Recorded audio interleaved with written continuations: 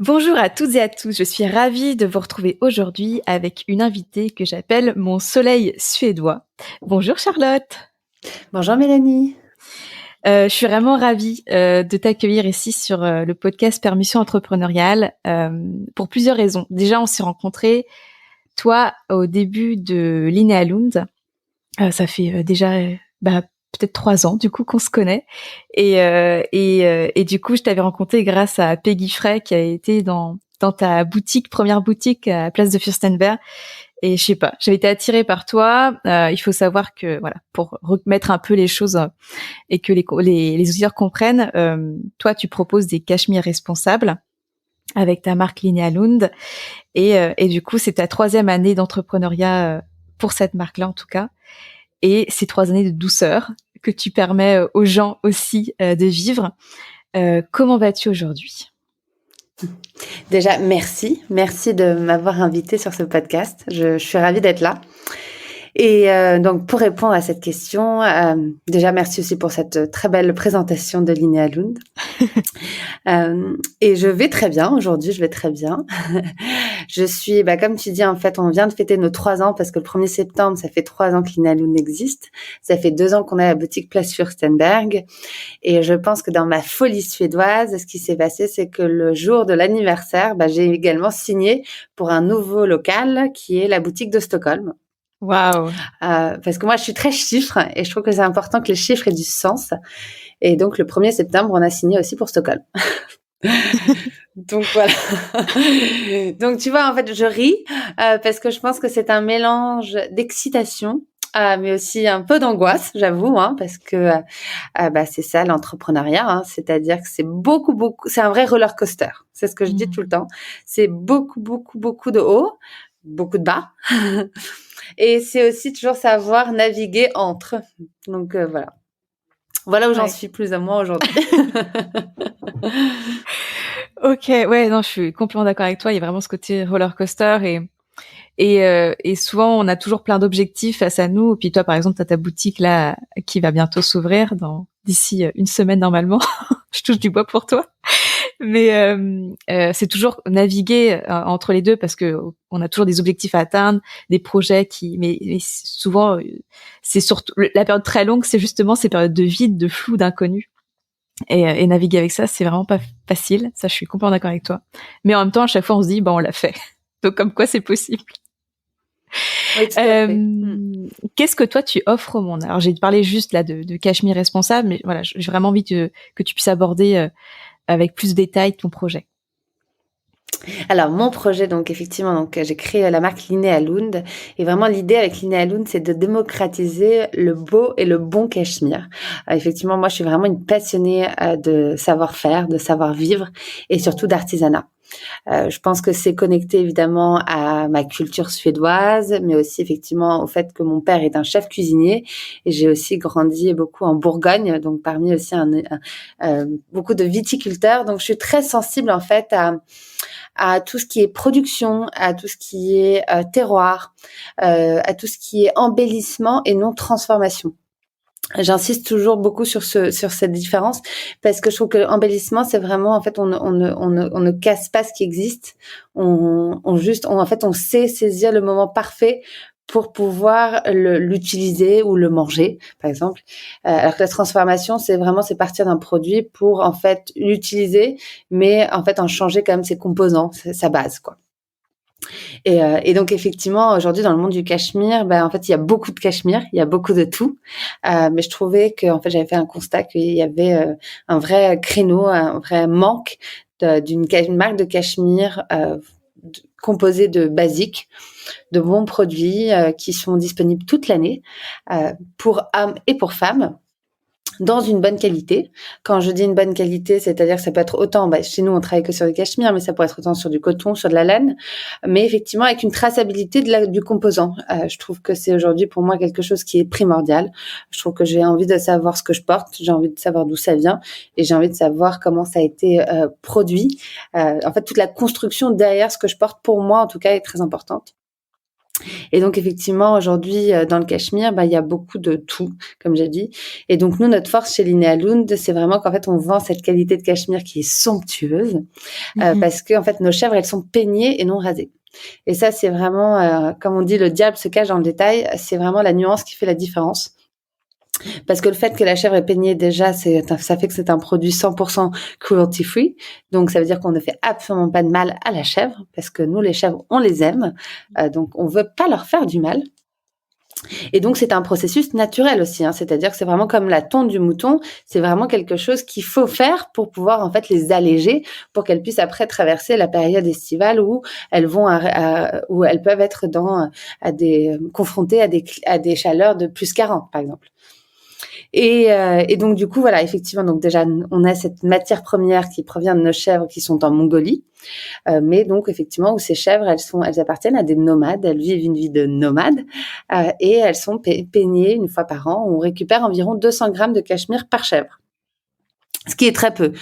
Faut savoir que par exemple là, moi je porte le pull Charlotte. Sur le pull Charlotte, on a environ 350 grammes de cachemire.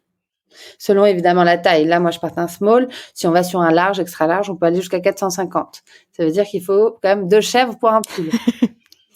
Non, mais c'est pour moi, c'est très important parce que je trouve que ça remet aussi en perspective. Parce que j'entends toujours beaucoup de gens qui disent que c'est cher, c'est cher. Mais en fait, c'est aussi une question de, oui, évidemment, en fait, c'est parce que la matière première est chère. C'est une belle matière première, mais qui dit aussi belle matière première, dit aussi pérennité dans le temps. Et c'est vraiment ce qu'on a voulu faire avec Linnea Lund. Donc, à partir du moment qu'on récupère la matière première, et après, on va en Italie, où dans ces cas-là, cette matière première devient un fil, et après, ce fil sera tricoté pour devenir un pull. Et c'est vraiment là où c'était très important pour moi, c'était de créer une marque où on connecte autant la matière première au savoir-faire de production, tout en ayant en fait une traçabilité de tous les piliers, de toutes les étapes de production. Donc là, vraiment, on me demande toujours en rigolant, mais est-ce que vous savez le nom de la chèvre qui est derrière ce pull? Alors, aujourd'hui, je ne le sais pas, mais effectivement, je compte aller l'année prochaine justement faire un voyage en Mongolie pour vraiment pouvoir rencontrer ces chèvres, pouvoir faire un vrai reportage aussi, pour vraiment montrer effectivement de A à Z ce qui se passe derrière le pull, parce que l'idée avec Linnea Lund, déjà, évidemment, c'est de réchauffer les gens de manière consciencieuse, avec un produit bien fait avec un savoir-faire fantastique, qui reste doux, qui ensuite est vendu au prix juste, mais c'est surtout éduquer aussi les gens sur ce qu'est un beau fil de cachemire, ce qu'est une belle qualité. Pour moi, ça c'est ça qui est aussi très important, c'est de comprendre en fait qu'est-ce qui se cache derrière. Et d'ailleurs, j'en profite, moi je cite tout le temps, je le connais pas d'ailleurs, Victor Chevrillon, mais il y a un livre fantastique qui s'appelle Sur les routes du Cachemire, donc de Victor Chevrillon, qui est vraiment un livre que je conseille à toute personne qui est un peu curieuse de savoir ce qui se passe derrière le cachemire. Il a fait un super beau reportage et dedans, il explique vraiment A plus B pourquoi il faut consommer soit du très beau cachemire, soit justement plutôt consommer de la laine ou du coton. Parce qu'en fait, aujourd'hui, toutes les marques qui vendent du cachemire à un prix plus ou moins attractif, en fait, c'est quelque chose qui est plutôt destructif, que ce soit pour la planète et aussi pour les nomades et les nomades et évidemment les chèvres. Donc, c'est aussi ça qui est important. C'est là où je voulais faire un produit juste, éthique, bien et surtout bienveillant vis-à-vis de la planète et des animaux. Ouais. Voilà. Merci pour ça. Mais c'est ça aussi qui m'a beaucoup attirée chez toi. C'est que, comme tu as parlé, tu as aussi un environnement familial qui t'amène à manger des bons produits. Moi, mon entrepreneuriat a commencé par la gastronomie. Moi, c'était le chocolat. Et du coup, j'ai découvert aussi pourquoi manger du très bon chocolat qui est bien sourcé. Vraiment, de savoir jusqu'à où il a été cultivé ou juste récolté, parce que moi, je travaillais avec un chocolat sauvage. Et en fait, c'est là qu'on voit aussi, encore une fois, le pouvoir qu'on a en tant que consommateur et de revenir toujours à ça et au choix qui est juste pour nous. Donc merci pour ça. Et en plus, je rajoute, parce que toi, donc c'est fabriqué en Italie, mais en plus de ça, tu fais très peu il n'y a pas de surplus en fait. Tu as une production quand même qui est plutôt à la demande. Oui, tout à fait. Non, c'est ça. Donc, effectivement, pour aussi offrir le prix le plus juste, parce qu'aujourd'hui, moi, je suis sur une gamme de prix des accessoires de 95 à 150 €. Donc, pour un produit 100% cachemire made in Italy. Et les pulls vont être environ de 180 pour les ultra fins à 350 € pour le 100% cachemire. Effectivement, ce que nous on propose aujourd'hui, c'est que nous ça fonctionne un peu comme un laboratoire, c'est-à-dire qu'en fait c'est une ligne de produits donc disponible toute l'année, d'essentiels, revisité avec un twist. C'est pour moi c'est vraiment ça qui aussi fait la différence. C'est juste d'avoir le pull bien coupé, d'avoir le petit détail qui va faire la différence, qui va faire qu'on sent bien dedans, et surtout qui est un produit qu'on va avoir plaisir à porter autant la journée que le soir si on a envie d'être un peu plus habillé, qu'à la campagne. Moi, je crois aussi dans un produit qui va être vraiment, qui s'adapte à toute situation. Pour moi, ça c'est très important, surtout de la maille, parce que de la maille, c'est mou. En fait, ça s'adapte à notre corps. Donc, il faut qu'on ait du plaisir à le porter, parce que l'idée c'est pas d'avoir quelque chose de structuré. C'est vraiment quelque chose qui en fait qui soit fluide. Et donc, effectivement, comme tu disais. Donc, on choisit son produit et ensuite, nous, on travaille. En fait, on produit que ce qui est vendu. Et c'est vraiment ça aussi où là, on va être le plus éthique. Sur la matière première, mais aussi effectivement sur la production, où on permet aux clients de choisir leur produit. Ensuite, le produit sera réalisé en Italie sous 2 à 3 semaines, ce qui fait que chaque produit est unique aussi, en fait, parce que chaque produit est réalisé pour le client. Donc ça, je pense que c'est aussi encore plus spécial. Et je profite aussi d'une dernière chose, ce qui est aussi pour moi très très important, c'est que quand tu parlais du chocolat, c'est aussi en fait comprendre, nous, ce qu'on dit souvent chez Linéa Lune aussi, c'est que l'acte d'entretien est aussi important que l'acte d'achat. Et c'est vraiment ça. C'est aussi, c'est-à-dire, en fait, tu vois, peut-être ton chocolat, va t'en manger un peu moins. Et en fait, je pense que, en fait, c'est vraiment ça. C'est, en fait, aussi, je pense, essayer de changer. On entend beaucoup parler de slow life, de ralentir. Et en fait, je pense que c'est vraiment ça. Moi, ce que je veux de manière générale, c'est que les gens, en fait, aussi arrêtent de consommer de manière boulimique, mais en fait, qu'ils rentrent dans une consommation réfléchie. S'ils ont envie d'acheter plein de produits en fast fashion parce que ça leur fait du bien, très bien. Mais en fait, je pense que c'est juste se dire pourquoi, qu'est-ce que je cherche, qu'est-ce que j'ai envie, qu'est-ce que j'essaie de remplir. Je sais pas, je pense que c'est juste essayer d'avoir une approche vraiment la plus consciente. Voilà. Ouais. Je pense que c'est super précieux. Ouais. Donc là, voilà, comme tu as évoqué, ça fait 3 ans que tu es entrepreneur sur Linéa Lund. Est-ce que ça a été pour toi une évidence d'entreprendre? Alors oui et non. Je pense oui parce que mon père est un entrepreneur. Donc j'ai grandi avec un homme qui a peur de rien. Même c'est très drôle parce que là quand j'ai signé pour la boutique de Stockholm, mon père m'a dit oh mais t'es sûre, franchement Charlotte, Stockholm c'est un peu compliqué, et donc du coup je le regarde, je lui dis mais papa, c'est toujours toi qui as fait des projets mirobolants, et là d'un seul coup c'est comme si t'es surpris que je fais un peu la même chose, et en fait je pense qu'évidemment lui dans ces cas-là il voulait un peu me protéger parce que c'est le rôle d'un papa, et donc je pense que j'ai eu cet exemple d'un homme où tout est possible déjà. Ensuite, je pense que l'entrepreneuriat est venu à moi depuis. Ça fait que moi j'ai commencé l'entrepreneuriat il y a 8 ans en tant que consultante. C'était très très différent que d'avoir une marque. On est beaucoup plus seul, mais je voyageais beaucoup parce que j'allais toujours rencontrer mes clients. C'était aussi un moment que j'aimais beaucoup de ma vie. Ça me manque plus aujourd'hui, mais ce que je pourrais dire, c'est que je me rends compte qu'en fait tout est étape. Et je pense que c'est vraiment ça qui est très, très, très, très important. C'est que je pense que de temps en temps, on veut tellement se précipiter à savoir, et définir tellement de choses. Et en fait, il y a plein de choses qui sont indéfinissables parce qu'on ne sait pas, parce qu'on n'est pas prêt. Et en fait, je pense que c'est là où la vie est très, très, très bien faite. Moi, je sais que ma première entreprise, suite à malheureusement un petit accident, j'ai failli vraiment mettre la clé sous la porte, j'ai dû renvoyer mes employés, c'était très compliqué, et à un moment où j'ai un peu perdu espoir, mon père m'a dit, toujours mon père, hein, il me dit tu sais Charlotte, il n'y a pas un seul milliardaire aujourd'hui dans le monde qui a pas fait banqueroute 1 ou 2 fois dans sa vie. Et en fait, et c'est là, quand il m'a dit ça, alors je sais que ça peut peut-être paraître vraiment niais, mais je me suis juste dit, bah oui, en fait, parce qu'en fait, je pense qu'on voit toujours la belle picture, la successful picture à la fin, mais on se rend pas compte en fait de toutes les étapes qui ont fait que cet homme soit là, ou cet homme, cette femme, hein, parce que là je parle des hommes, mais femmes même pareil. Et moi, je dis toujours, Linéa Lune, c'est pas ma première marque. Et je pense que c'est aussi ça qui est très important. C'est qu'aujourd'hui, il y a plein d'erreurs que je ne fais pas parce que je les ai déjà faites. Ouais. Et c'est super Donc, précieux ce que tu partages là parce que souvent, encore une fois, c'est toujours plus simple de voir la big beautiful picture, la success story, mais on se rend jamais compte non plus de tout ce qui s'est passé derrière. Et ce que tu partages là, c'est hyper important.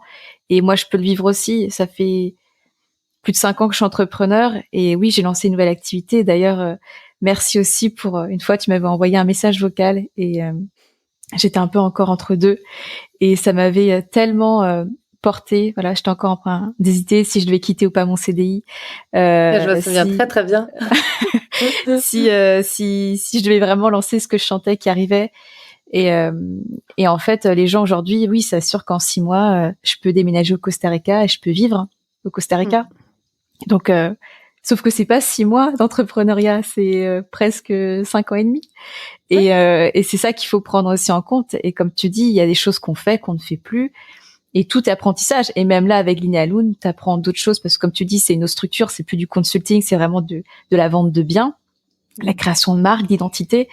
Et pareil, dans un an, tu feras encore autrement parce que tu sais ce qui peut être amélioré, ou ce qui peut être fait ou pas fait. Tu vois, c'est ça, c'est vraiment de se connecter au fait que l'entrepreneuriat, c'est beaucoup d'apprentissage, mais ça se fait en le vivant. Exactement. Et je pense que ce qui est aussi très très beau dans l'entrepreneuriat, qu'on ne souligne pas assez, qu'on ne dit pas assez, et c'est là où je peux rebondir sur toi et la rencontre avec toi et ta mère, c'est qu'on n'imagine pas les rencontres qu'on fait une fois qu'on se lance dans un projet où on est aligné. Moi, vraiment, je suis quelqu'un, j'aime beaucoup les gens. Je suis quelqu'un de très, très humaine, je pense. Mais effectivement, ça fait depuis 3 ans que j'ai créé Linealoon, que j'ai rencontré des personnes qui font vraiment partie de ma vie aujourd'hui, et des personnes qui sont importantes pour moi. Et c'est vraiment ça aussi, c'est que tout est apprentissage, tout est aventure. Alors dans les deux sens, mais vraiment aussi les rencontres qu'on fait, c'est incroyable. Sans Linealoon, je ne t'aurais jamais rencontré toi, j'aurais jamais rencontré ta mère qui est une sublime personne. Et c'est ça aussi que je trouve qui est très beau, c'est de se dire c'est plus qu'un business, c'est une aventure de vie. C'est vraiment une aventure de vie. Je pense que c'est ça. Ouais, je te partage complètement là-dessus, là, sur l'aventure de vie. Et ça qu'en plus, toi, tu mets vraiment un point d'honneur à rencontrer les personnes autour de Linealoon. Tu organises tous les jeudis le fameux frukost, le petit déjeuner suédois. Et pareil, je trouve que c'est extraordinaire de proposer ça. Enfin, je sais pas si tu veux un peu parler, voilà, de ce fameux tous les jeudis matins, mais Bah oui, alors en fait, ça a commencé. Déjà, moi, j'adore recevoir, j'adore mettre les grands plats dans les petits. Non, c'est quoi? C'est les grands plats dans les. Non, non, les petits dans les grands, je crois. les petits plats dans les grands. Ouais, c'est Ouais, bon. c'est ça, En je tout crois. cas, bref, je sais. En tout cas, j'aime faire les choses bien. J'aime recevoir, j'aime faire des beaux gâteaux. J'aime faire plaisir. Parce qu'en faisant plaisir, je me fais plaisir. C'est vraiment ça. Et il faut savoir que quand donc j'ai créé Linealoon, 1 an après, j'ai réussi à avoir cette sublime boutique de la place Furstenberg, donc qui est devenue ma boutique bureau. Parce qu'à cette époque-là, j'avais pas de bureau et j'étais toute seule. Donc j'ai eu une opportunité incroyable grâce à la propriétaire de la boutique qui a aussi été sous le charme du projet, qui a voulu me soutenir à son niveau après le Covid et donc du coup qui m'a gentiment loué le local de la place Furstenberg. Sauf que si tu veux, je me suis retrouvée face à une jeune femme qui se lance dans un autre univers qui effectivement, comme tu dis, si tu veux, le commerce et la distribution de biens de cachemire. Et même si tu as une petite boutique place Furstenberg, il y a des journées qui peuvent être très très très très très longues parce que en fait se donner de la visibilité, rencontrer des gens, c'est pas facile en fait, c'est pas facile. Et en fait encore une fois, tout est travail, tout est étape, tout est patience, tout est tolérance. Et donc du coup moi devant ma boutique qui est minuscule, j'ai toujours eu un banc. Parce que j'ai toujours, en fait, trouvé un peu à la suédoise que c'est toujours sympathique d'être assis dehors, de profiter dehors, et surtout place Furstenberg, avec le banc, tu vois, cette sublime place. Donc, c'est quand même très, très, c'est magique. Et ce qui se passe, donc, du coup, c'est que juste après, donc, l'ouverture il y a 2 ans, on a été confinés. Mais en fait, on n'était pas vraiment confinés, et on avait un couvre-feu, et les bars et restaurants ont été fermés. Et du coup, j'ai commencé, moi, à contacter les gens pour venir prendre un café suédois, donc toujours avec une brioche suédoise que j'allais faire, sur le banc de la place Furstenberg. Parce que je trouvais que j'osais pas contacter les gens pour leur dire venez voir Linnea Lund. Je trouvais que c'était trop bold, trop ballsy. J'aurais adoré le faire, mais j'y arrivais pas. Donc c'était toujours bonjour, je serais ravie de vous rencontrer. Je vous propose de venir prendre un café sur le banc de la place Furstenberg et voilà. Et donc je faisais toujours quelque chose de très très très très mignon. Et puis ce qui était mignon, c'est que les gens commençaient à prendre des 3 photos de ce petit rebord de fenêtre avec ma petite tasse suédoise toujours. Et en fait, de ce banc, c'est devenu après une table et c'est devenu des petits déjeuners. Et puis, du coup, en fait, déjà, c'était un tel plaisir. Et c'était devenu un peu le rendez-vous parce que du coup, il n'y avait pas de café ouvert. Donc, en soi, on était un peu dans l'illégalité. Et du coup, de ce moment qui était un peu, je dirais, quelque chose que moi, j'ai créé pour rencontrer du monde, c'est devenu en fait quelque chose qui fait partie aujourd'hui vraiment de mon ADN de marque et de mon entreprise. Et la preuve, hier soir, j'étais à Stockholm. On a pris le dernier vol hier soir pour être là ce matin pour le petit déjeuner. Parce que ça, je me fais vraiment un point d'honneur de toujours être là pour le petit déjeuner. Si jamais, parce qu'après, normalement, les petits déjeuners, c'est toute l'année, tous les jeudis, de 9h30 à 11h, et c'est gratuit. Donc ça, j'insiste vraiment dessus. Donc vraiment aussi, à tous ceux qui nous écoutent, inscrivez-vous, venez. Le seul but de ce petit déjeuner, c'est vraiment de se rencontrer et de passer un bon moment autour de délicieux kanelbulle suédois. Donc tout est fait par le Café Suédois de Paris et d'un délicieux café ou thé. Mais c'est vraiment voilà de passer un petit moment entre nous et justement de juste prendre le temps. Et moi, j'adore ça et je pense que c'est aussi ça qui est important, c'est aussi de savoir en fait, mais encore une fois parce que je suis comme ça, donc je suis alignée et du coup c'est authentique et du coup aussi les gens apprécient ces moments, mais je me force pas. Donc je pense que c'est ça aussi. Et tu vois, du coup, finalement, c'est comme ça aussi que j'ai pu te découvrir parce que il y a quand même, du coup, Peggy Frey qui est quand même une journaliste mode. D'ailleurs, si vous connaissez pas, allez voir son compte sur Instagram, elle est vraiment super et chouette. Mais en fait, finalement, ça a été aussi pour toi, ça t'a propulsé, je pense. Oui, alors Peggy a été fantastique. Peggy elle m'a soutenue dès le départ. Je me souviens, et encore une fois aussi, je pense que c'est ça aussi, c'est que de temps en temps, il faut pas hésiter. Aujourd'hui, avec les réseaux sociaux, la prise de contact peut être facile. Et des fois, je pense un peu trop facile. Moi, je suis vraiment du genre de never give up. Quand j'ai quelque chose en tête, je vais vraiment tout essayer. Et je sais que moi, mon rêve, c'était de passer dans le jeudi de Peggy, l'interview de Peggy. Parce que j'étais bien consciente de l'impact qu'elle avait. Puis en plus, j'adore cette femme, j'adore son énergie. Je trouve qu'elle correspondait exactement à ce qu'est Linnea Lund aussi. Et donc, du coup, Peggy, je lui avais envoyé des messages sur Instagram. Je crois qu'elle les avait même pas vus. Et ce qui s'était passé, c'est que du coup, Peggy, moi, je lui ai écrit une lettre. Je lui ai écrit une lettre en lui expliquant le projet. Et dedans, dans l'enveloppe, j'ai glissé un échantillon de cachemire. Et donc, je me souviens, donc j'ai envoyé ça début septembre.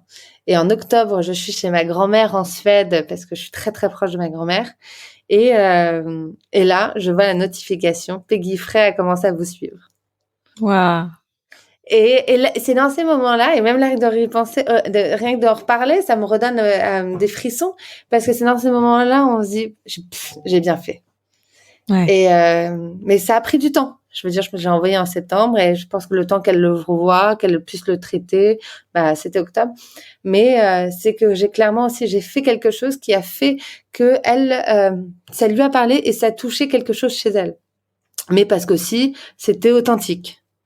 Donc, Oui. je pense que c'est pas, et je pense que c'est juste ça, c'est de se dire, voilà, tu vois, est-ce que toi, ça serait d'envoyer des plaquettes de chocolat à des personnes parce que, non, mais tu vois, c'est juste, chacun a son truc, mais c'est important, je pense, de vraiment essayer de toujours faire aussi le truc qui nous ressemble le plus.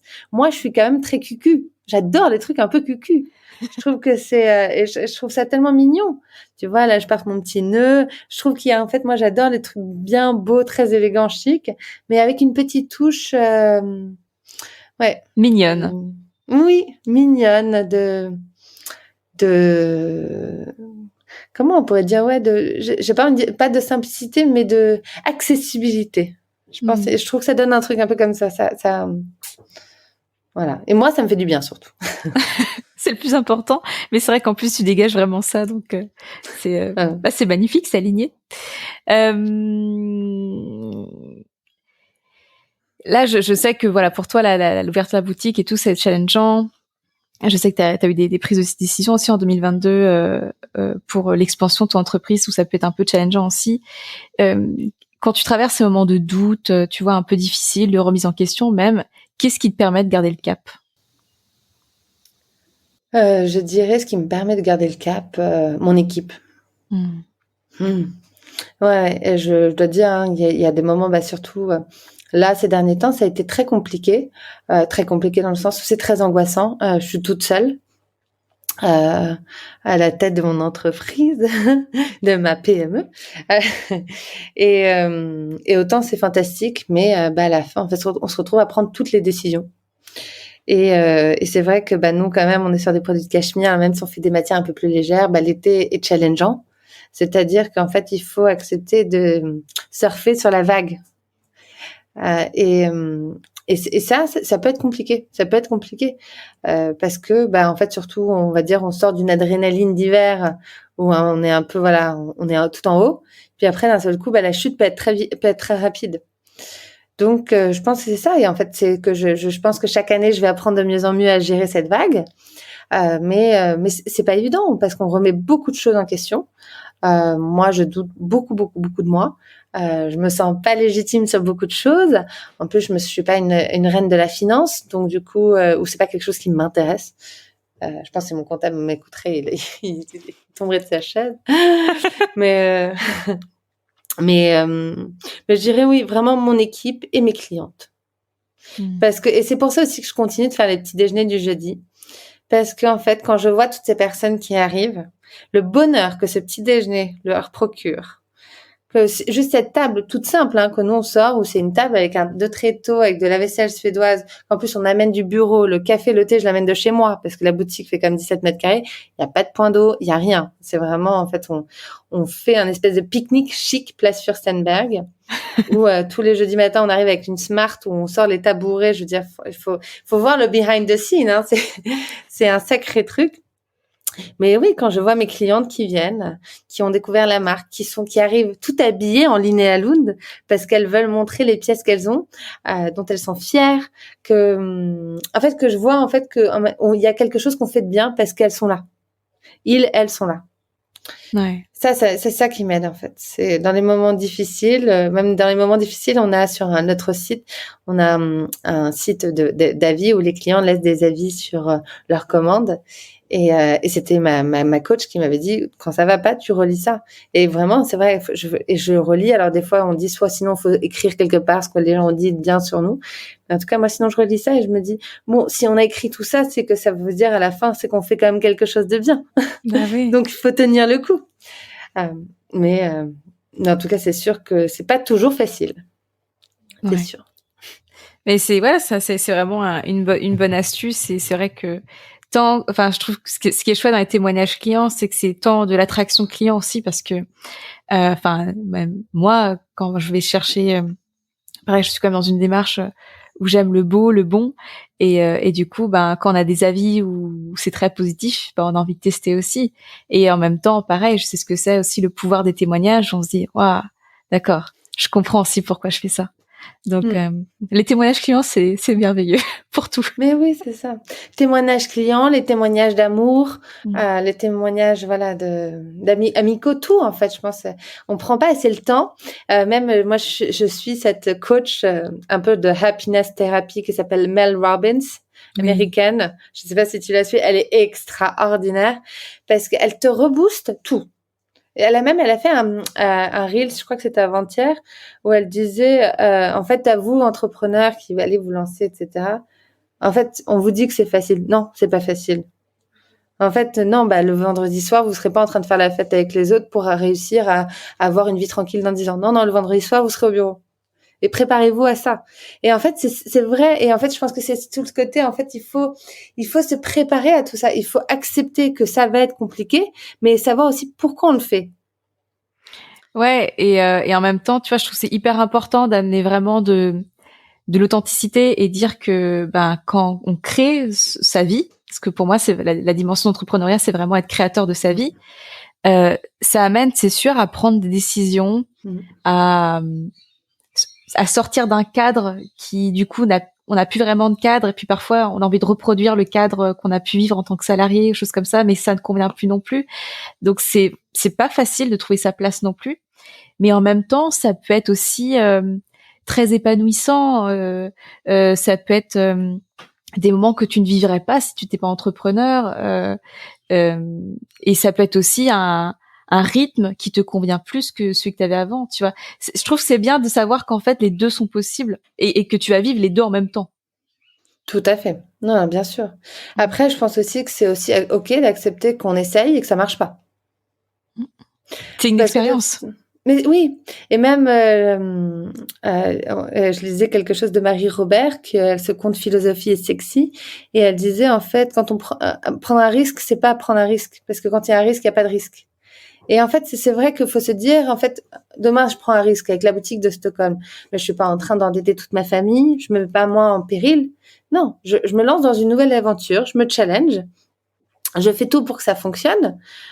Je souhaite que ça fonctionne, je touche du bois.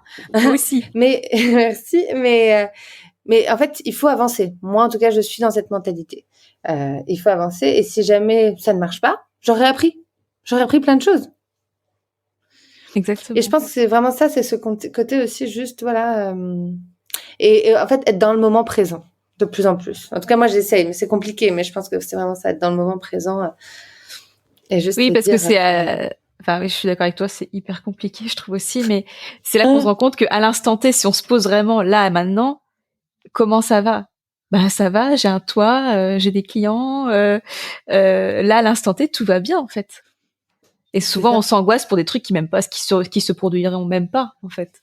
Mais non, on anticipe des problèmes, des choses compliquées. Voilà, on est dans l'avion, il y a des turbulences, on anticipe qu'il va y avoir un crash.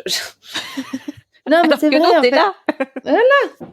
Mais non, en fait, je pense qu'il faut vraiment essayer d'un maximum d'être dans le moment présent. Et c'est ce que disent tous les coachs, tous les psys. C'est dès que ça commence un peu à vriller, hop, on se remet, on est là.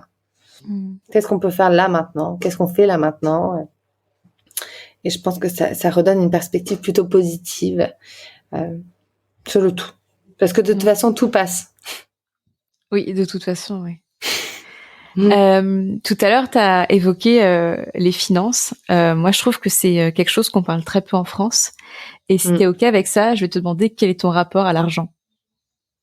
Effectivement, on en parle très très peu. Pour moi, c'est très compliqué parce que je pense en tant que suédoise, puis je sais pas, on a toujours parlé d'argent dans la famille. Pour moi, ça a toujours été quelque chose en fait de sain de parler d'argent. Moi, je me souviens quand quand je faisais mes premiers entretiens d'embauche, c'était tout de suite pouvoir dire combien est-ce que je voudrais avoir, parce que combien est-ce que je considère que je mérite. Voilà, ma prétention salariale, comme on dit ça. Et pour moi, oui, je trouve que c'est sain de parler de ça, parce qu'en fait, je trouve que c'est plutôt malsain de pas en parler, parce que ça veut dire on ne parle pas de quelque chose qui est aussi important pour moi. Donc après, moi, j'ai avec mon rapport à l'argent et pour moi très sain, parce que pour moi, l'argent c'est de l'essence. Ça permet vraiment de nourrir et d'alimenter le tout pour que le tout fonctionne et avance.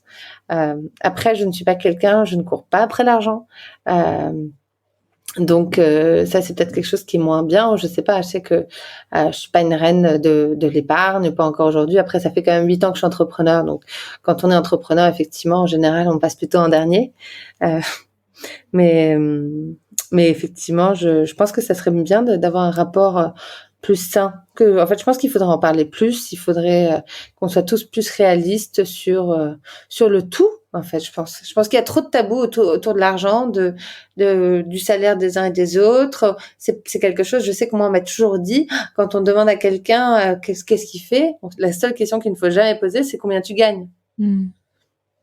Ce que moi, je trouve d'une manière absurde, parce qu'en fait, à la fin, si cette personne gagne, je sais pas si tu gagnes 10 000 euros, tant mieux pour toi, mais ça va pas changer ma vie si tu gagnes 10 000 ou si tu gagnes 5 000. Bah non, Mais c'est peut-être l'autre en par fait. contre, ouais, mais par contre, peut-être ce qui peut être intéressant, c'est de se dire, ah ok, donc en fait, elle arrive à générer ça en faisant tout ça. Ok, ok, ok. Est-ce que moi, j'ai comme objectif d'avoir 10 000 euros? Ben alors peut-être qu'il va falloir que je mette tout ça en place. Et c'est ça aussi, je veux dire, aujourd'hui, quand on rencontre des personnes qui ont des hauts postes chez L'Oréal ou chez, voilà, dans des grands groupes, je pense qu'il y a plein de gens qui aimeraient savoir un peu plus ou moins sur quelle situation salariale ils sont, parce que c'est des personnes avec un poste, une responsabilité énorme, c'est des personnes qui travaillent beaucoup, et je pense que tout le monde se pose la question de, ok, mais est-ce que le jeu en vaut la chandelle? C'est ça, ouais. Donc, je pense que, Oui, je pense aussi que plus de transparence, ça mettrait davantage les choses à plat. Et il y aurait peut-être, moi aussi, tu sais, ce côté un peu genre, ouais, j'ai le mot vicieux qui me vient en tête, mais tu sais, à toujours raconter un peu derrière le dos des gens. De toute façon, oui, mais elle doit gagner beaucoup. Alors qu'une fois que tu sais, en fait, t'as pu à te poser des questions. Ok, un tel gagne 2000, l'autre 5000, d'autres 10 000. Bah voilà, en fait. Et comme tu dis, est-ce que j'ai vraiment envie de ça comme vie? Là, on parle au niveau salarial et puis au niveau entrepreneurial. Ok, un tel gagne 10 000. Est-ce que j'ai envie de vivre ça? Oui. Ok, bah je fais quoi? Qu'est-ce qu'elle peut m'inspirer comme méthode, comme envie? non, exactement. Et de toute façon, moi, je pense que j'opte plus je vieillis, plus je vais vers de la transparence. Je pense la transparence sur ses sentiments, la transparence sur son, oui, sur tout. Je pense. En fait, c'est vraiment quelque chose que j'ai envie, dans lequel j'ai envie d'évoluer encore plus, parce que je pense que sinon, comme tu dis, on passe tellement de temps et d'énergie à soit parler, soit imaginer. Et c'est ce que ma psy me dit tout le temps. Elle me dit, mais en fait, sors-toi de ta tête parce que tu ne sauras pas ce que l'autre pense. Et du coup, je me dis, si l'autre disait ce qu'il pensait, ça serait quand même beaucoup plus facile. Mais Mais non, oui, mais c'est vrai. Frustration, colère, tristesse, ok. Mais en fait, au moins, c'est sorti, c'est dit, ça évite que l'autre s'imagine plein de choses. Je sais pas, je pense surtout, en fait, et c'est bien d'avoir de la transparence. Et pour ça, il faut bien communiquer. Ça, c'est aussi un autre sujet. c'est ça. Et puis c'est encore tout un autre. Enfin, c'est un grand challenge, je trouve, parce que pareil, encore une fois, on parle pas d'argent en France ou très peu, mais pareil, exprimer vraiment les choses comme elles sont. Et tu vois, sans aucune, sans haine, sans méchanceté, mais juste dire les choses. Même moi, pour moi, c'est quelque chose qui est pas évident du tout, et parce qu'on nous apprend pas non plus à dire les choses et qu'on puisse recevoir aussi les choses. Voilà, comme c'est l'autre qui le dit. Pour autant, ça n'a pas besoin de me toucher. Mais c'est c'est un grand, Mais non, c'est un cheminement. mais c'est tellement ça. Et là, quand tu dis ça, je me souviens de quand j'avais la boutique, donc, la Furstenberg, et que du coup, j'ai ma ligne, ma collection. Il y avait deux, trois produits où j'allais avoir honte de dire le prix. Parce que je me disais, ah, ils vont trouver que c'est cher. Et en fait, encore une fois, c'est une question de perspective. Et puis bah du coup, des fois, des gens vont trouver que c'est cher. Et ça, c'est le droit de tout le monde, parce que pour une personne c'est cher, une personne c'est moins cher. Cher par rapport à quoi? Encore une fois, ça c'est vraiment complètement, c'est très subjectif. Mais c'est vrai que du coup, alors parce que je sais pas, est-ce que c'était parce que c'était mon produit et que je me disais, ah, ils vont penser que je suis gourmande, que je demande trop d'argent pour ce produit, que ça en vaut pas. Ça vaut pas ce prix-là. Alors que je me souviens quand j'étais vendeuse plus jeune chez Chanel et que je me retrouvais avec un sac en piton, j'avais aucun mal à dire 25 000 euros. Oui, voilà. Voilà, un sac en piton, 25 000 euros. On parle d'un sac, hein. Mais, je veux dire, c'est le prix d'une voiture. Mais, alors que là, moi, je pouvais être un peu, oui, gênée. Oui, mais je pense, comme tu dis, sûrement parce que, ben, comme tu as dit, confiance en soi, légitimité, qui suis-je pour dire que ça, c'est ce prix-là, et parce que c'était ta marque et c'était des produits à toi, tu vois. Donc il y avait un peu le côté, voilà, c'était comme si tu parlais de toi aussi d'une certaine manière, quoi. Oui, oui, c'est sûr, oui, oui. Mm. C'est les débuts, hein. C'est comme quoi, ça prend du temps. C'est ça. Mais c'est sûr que parler des tarifs au début pour soi, je trouve que c'est un long cheminement, hein. Je le vois auprès de mes clients aujourd'hui. Même d'avoir des tarifs, tu vois, qui sont justes. Toi, tu parles de tarifs justes parce que forcément ta matière première coûte cher, que le savoir-faire italien coûte cher aussi. Donc c'est normal aussi qu'on soit pas sur un cachemire qui coûte 60 euros, parce que de toute façon tu seras en perte absolue sur 60 euros. Mais mais mais c'est sûr que c'est challengeant. J'avais une autre question. Si c'est quoi aujourd'hui, tu penses, la plus grande action audacieuse que tu as pu vivre et choisir? Ah là là, bah écoute, la plus grande action audacieuse que j'ai pu vivre, c'était dans ma folie d'humanité. Moi, j'ai fait une association pour soutenir une tribu en Amazonie qui réalisait des sublimes manchettes en perles. Et donc, chaque manchette était unique et réalisée par les femmes de la tribu pour après te protéger des mauvais sorts. Et donc, du coup, j'ai créé une association pour en fait commercialiser leurs produits en France et en Europe, où j'avais créé un site. Et du coup, les produits étaient disponibles sur le site. Le nom de l'association, de l'entreprise portait le nom de la tribu, donc c'était Yawanawa. Et surtout, ce que j'ai fait quand j'ai créé parce que je voulais aider cette tribu. Je voulais absolument aider cette tribu. Et donc, du coup, ce que j'ai fait, c'est que je suis allée les rencontrer. Et ça, c'était vraiment un des voyages les plus dingues que j'ai pu faire de ma vie, parce que déjà, c'était un voyage de plus de 36 heures. Donc, on est sur 24 heures d'avion. Donc, un grand avion, puis après un petit coucou, puis un petit coucou. Et puis après, on est sur 6 à 7 heures de voiture, dans un pays où je ne parle pas la langue. Je suis blonde. Je pense que voilà, ma mère clairement avait vraiment peur de plus jamais me revoir, et parce qu'on est au milieu de nulle part. Même eux, je pense qu'ils comprenaient pas vraiment ce que je faisais là. Et après, on prend une petite, ça s'appelle pirogue, les petits bateaux. Ouais, une petite pirogue pendant 7 heures en Amazonie, le long du Rio Branco, pour rencontrer cette fantastique tribu. Et donc, j'ai passé 3 jours là-bas. Je dormais donc dehors. Vraiment, c'était extrêmement challengeant, parce que je pense que j'avais pas du tout anticipé ce que ça allait être, d'être au milieu d'une tribu comme ça, de voir aussi à quel point une culture, une tribu indienne, à quel point ils vivent d'une autre manière. Challengeant dans le sens où c'était magique. Challengeant dans le sens où j'avais plus de mal à communiquer avec eux, challengeant dans le sens où je sortais clairement de ma zone de confort. Mais ça reste un des plus beaux voyages que j'ai fait, parce que j'ai rencontré toutes ces personnes fantastiques, que eux étaient très très très bienveillants et plein de gratitude vis-à-vis de ce que j'étais en train de développer pour essayer de les soutenir. Et c'est ça, et c'était quand même, je pense maintenant, il y a 6-7 ans. Et tu vois, ça reste un des plus beaux voyages. Et alors qu'en soi, j'avais aucune raison de faire ça. Je veux dire, je n'ai aucun lien, à part des amis au Brésil, je n'ai pas de lien avec le Brésil. Je sais pas, je crois qu'en fait, je sais pas, j'ai vu un de leurs bracelets, j'ai contacté quelqu'un qui m'a mis en contact avec quelqu'un de la tribu, puis je me suis dit, j'y vais. Et ouais, c'était un très très très beau projet, parce que pour le coup, c'était pas autour de l'argent. Ouais.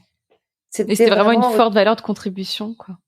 Ouais, et après, malheureusement, j'étais très déçue parce que ça n'a pas fonctionné comme je voulais que ça fonctionne, parce que ces manchettes, en fait, l'idée, c'était que tu les glissais avec du savon sur toi, et après, en fait, l'idée, c'est que tu la portes jusqu'à ce qu'elle se découle, et dans ce cas-là, t'en remets une nouvelle. Mais du coup, ce que moi, j'avais pas vraiment anticipé en France, c'est que du coup, les gens aiment bien changer pour selon leur tenue, etc., etc. Oui. Donc, du coup, effectivement, cette manchette en perles que moi, j'adorais, était quelque chose qui plaisait moins à monsieur et madame tout le monde. Et aussi, effectivement, qu'il y a beaucoup de projets de soutien des tribus en Amazonie, etc. Donc, c'était pas forcément aussi la priorité des uns et des autres de soutenir ce projet pour les soutenir. Et je pense que dans ces cas-là, il faut aussi être connecté à un organisme beaucoup plus grand pour pouvoir soutenir une tribu comme ça. Je pense que là-dessus, j'étais un peu naïve. Mais t'as testé, et puis c'était beau, c'était vraiment un élan du cœur, quoi. Ouais, et puis honnêtement, ça a été un voyage.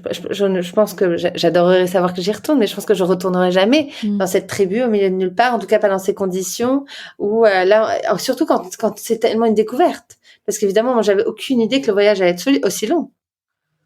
Ah oui, C'est parce que on s'imagine pas en fait. On pense que tout est plus accessible. On pense que je sais pas. Il y a un côté on peut pas. Je sais pas. Ouais, en tout cas moi je n'arrivais pas à imaginer à quel point c'était vraiment l'autre bout du monde. Et aussi à ce moment-là, je me suis vraiment rendu compte aussi de la réalité de la souffrance de l'Amazonie par rapport à notre mode de consommation. Et je pense que c'est aussi là où, encore une fois, tout arrive pour une raison. Et je pense que c'est pas pour rien que je suis arrivée chez Linnea Lund et que j'ai fait Linnea Lund, que j'ai créé une marque de cachemire éthique aussi, où on travaille essentiellement sur des couleurs de teinture naturelle, et que je veux avoir une approche très éthique avec aussi une empreinte zéro carbone, etc., etc. Parce que je pense en rencontrant cette tribu, parce qu'il y a 12 tribus en Amazonie, 9 qui sont accessibles, 3 qui ne le sont pas, je me suis rendu compte que eux aiment vivre comme ça. Ils n'ont pas envie de vivre en ville, d'être civilisés d'une autre manière. Ils aiment vivre leur vie, chasser manger ce qu'ils chassent, manger ce qu'ils pêchent, au milieu de la forêt.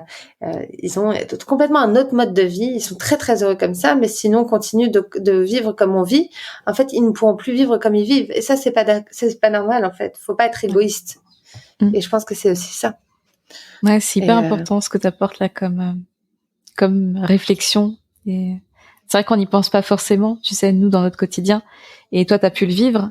Et de partager aussi ça, c'est vrai que c'est important. Et ça revient encore à cette responsabilité que nous, on a dans notre vie et qu'est-ce qu'on a envie à quoi on a envie de contribuer dans nos achats, dans nos choix de vie. C'est hyper important de revenir à ça. Ouais, je pense. Tu as parlé tout à l'heure que tu étais accompagnée par une coach. Tu as parlé tout à l'heure aussi d'une psychologue.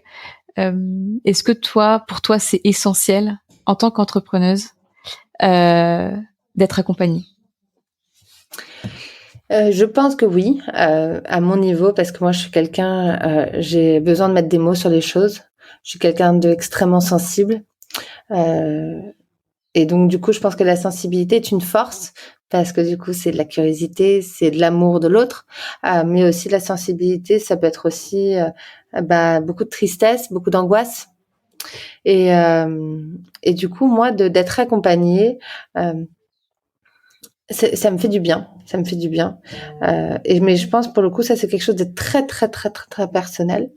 La coach, c'est un nouveau coach. J'ai essayé d'autres coachs, comme j'ai pu essayer d'autres psys. Hein. C'est vraiment, y a pas de règle. Mais en tout cas, moi, ça m'apporte une stabilité. Mais encore une fois, parce que si moi, j'ai pas d'associé, je suis aussi en ce moment seule dans ma vie personnelle.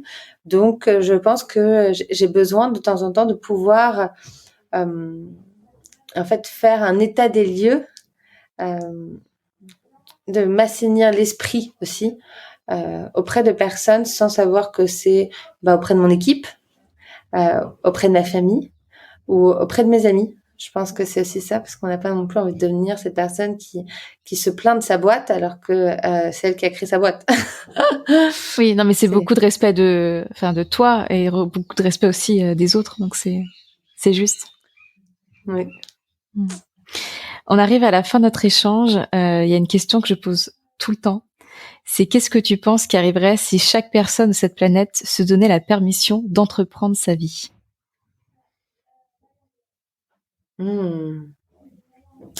Moi, je pense que si jamais, je pense que on serait évidemment dans un monde beaucoup plus, j'ai envie de dire beau, mais surtout, je pense qu'on serait dans un monde beaucoup plus équilibré.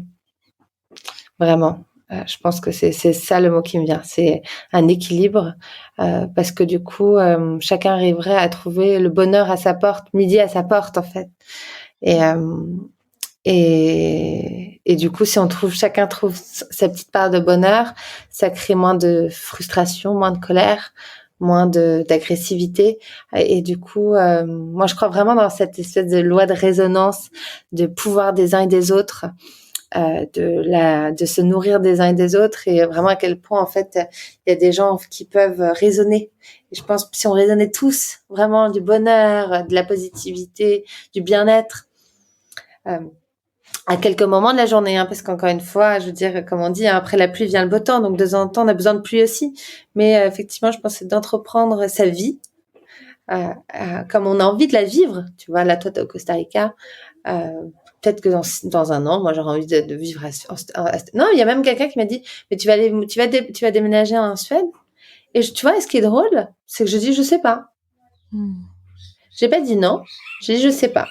Et je pense que c'est ça, c'est de se dire, en fait, entreprenons notre vie, comme tu dis, en vivant le moment présent et en se disant, il n'y a pas de règles. Ouais, c'est un beau message. Comment on fait pour suivre son actualité? Je te laisse le dire et je mettrai tous les liens après dans la barre d'infos du podcast, comme ça les gens pourront aller voir tout ça. Donc dis-nous. Alors pour suivre mon actualité, je pense que le mieux c'est de suivre sur mon compte, le compte Instagram Linealund _official, qui est le compte de la marque que j'ai créé. Et ensuite, moi j'ai un compte personnel qui est Björklund Charlotte, mais qui est beaucoup moins intéressant parce que c'est vraiment ma vie et mon chien. Donc voilà, donc si jamais vous aimez les dogs de Bordeaux, vous pouvez vous abonner. Mais sinon, je pense vraiment pour suivre toutes les actualités d'entrepreneuriat, ça va être sur Linealund où ça se passe. Ouais, et puis en plus vous partagez plein de backstage aussi sur les stories et tout. Justement, on voit la Smart qui est bien remplie pré et post Frucos, donc c'est ça. Voilà, on fait toujours le résumé de la semaine en fin de semaine. Alors des fois c'est le dimanche, des fois c'est le lundi, pareil. J'essaie de me donner un peu de flexibilité là-dessus. Et du coup sur ces reportages de la semaine, c'est toujours assez ludique parce qu'on montre aussi qu'en fait, il y a c'est pas aussi c'est pas toujours aussi rose, mais c'est tout est fait de bonne humeur, en bonne humeur. Ouais. Et c'est ça qui est important. Merci Charlotte pour ce moment toutes les deux. Je sais à quel point là en ce moment c'est intense et tu es prise, et d'avoir pris cette heure ensemble, ça me touche beaucoup. Donc merci pour ça.